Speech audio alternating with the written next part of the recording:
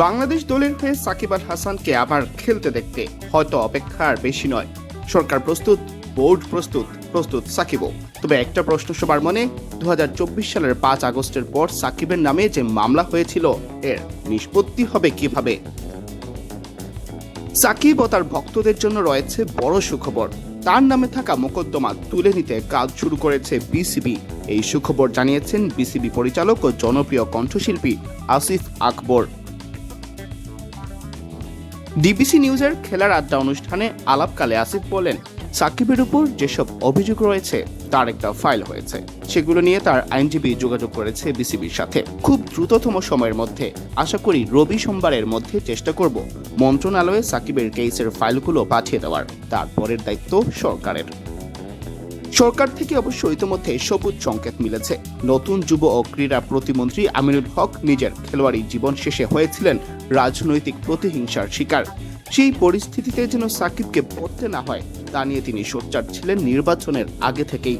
প্রতিমন্ত্রী হওয়ার পরও বলেছেন, সাকিব বা মাশরাফি বিন মর্তুজার মতো ক্রিকেটারদের ফিরিয়ে আনতে সরকার থেকে সর্বোচ্চ সহযোগিতা করা হবে।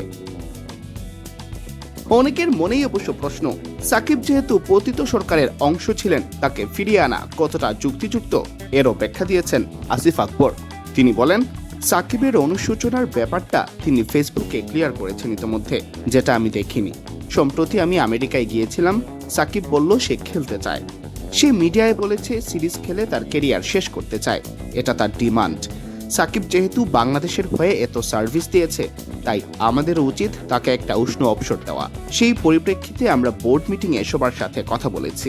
সর্বসম্মতিক্রমে আমরা খেলোয়াড় সাকিবকে বাংলাদেশ দলে চেয়েছি। সাম্প্রতিক সাক্ষাৎকারে বিডি ক্রিক টাইমকে সাকিব বলেছিলেন, আমার ইচ্ছা, আমি চাই যে একটা পূর্ণাঙ্গ সিরিজ খেলার পরে অবসর নিব। সেটা ধরেন আমাদের একটা যদি পূর্ণাঙ্গ সিরিজ হয় কোনো একটা দলের সাথে, সেটা কি হয় 2টা টেস্ট, 3টা ওডিআই, 3টা টি20।